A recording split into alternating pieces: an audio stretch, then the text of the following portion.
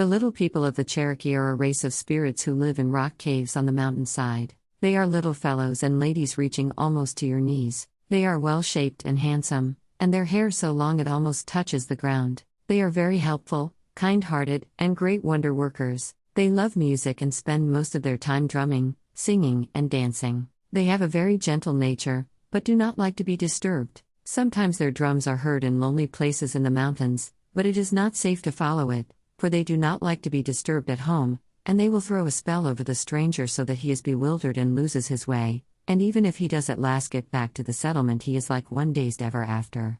Sometimes, also, they come near a house at night and the people inside hear them talking, but they must not go out, and in the morning they find the corn gathered or the field cleared as if a whole force of men had been at work. If anyone should go out to watch, he would die. When a hunter finds anything in the woods, such as a knife or a trinket, he must say, "Little people, I would like to take this because it may belong to them," and if he does not ask their permission they will throw stones at him as he goes home.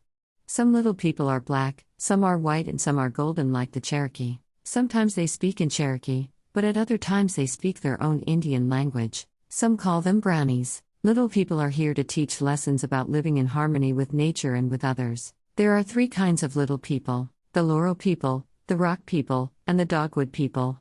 The Rock people are the mean ones who practice getting even, who steal children and the like, but they are like this because their space has been invaded. The Laurel people play tricks and are generally mischievous. When you find children laughing in their sleep, the Laurel people are humorous and enjoy sharing joy with others. Then there are the Dogwood people who are good and take care of people. The lessons taught by the little people are clear. The Rock people teach us that if you do things to other people out of meanness or intentionally, it will come back on you. We must always respect other people's limits and boundaries. The Laurel people teach us that we shouldn't take the world too seriously, and we must always have joy and share that joy with others. The lessons of the Dogwood people are simple. If you do something for someone, do it out of goodness of your heart. Don't do it to have people obligated to you or for personal gain. In Cherokee beliefs, many stories contain references to beings called the little people. These people are supposed to be small mythical characters, and in different beliefs they serve different purposes. There are a lot of stories and legends about the little people. You can see the people out in the forest. They can talk and they look a lot like Indian people except they're only about 2 feet high, sometimes they're smaller. Now the little people can be very helpful, and they can also play tricks on us, too. And at one time there was a boy. This boy never wanted to grow up. In fact, he told everyone that so much that they called him Forever Boy because he never wanted to be grown. When his friends would sit around and talk about, "Oh, when I get to be a man, and when I get to be grown I'm gonna be this, and I'm gonna go here and be this," he'd just go off and play by himself.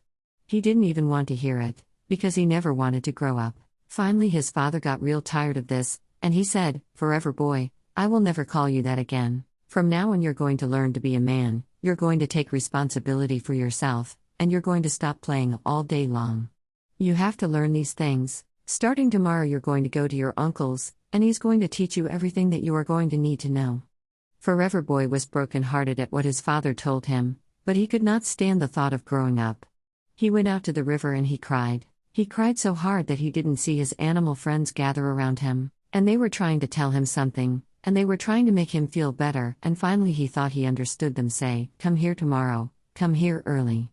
Well, he thought they just wanted to say goodbye to him. And he drug his feet going home. He couldn't even sleep, he was so upset. The next morning he went out early, as he had promised, to meet his friends, and he was so sad, he could not bear the thought of telling them goodbye forever. Finally he began to get the sense that they were trying to tell him something else, and that is to look behind him. As he looked behind him, there they were, all the little people, and they were smiling at him and laughing and running to hug him. And they said, "Forever Boy, you do not have to grow up. You can stay with us forever. You can come and be one of us, and you will never have to grow up. We will ask the Creator to send a vision to your parents and let them know that you are safe, and you are doing what you need to do." Forever Boy thought about it for a long time. But that is what he decided he needed to do, and he went with the little people. And even today when you are out in the woods and you see something, and you look and it is not what you really thought it was, or if you are fishing and you feel something on the end of your line, and you think it is the biggest trout ever, and you pull it in, and all it is a stick that got tangled on your hook, that is what the little people are doing. They are playing tricks on you so you will laugh and keep young in your heart, because that is the spirit of little people, and Forever Boy, to keep us young in our hearts.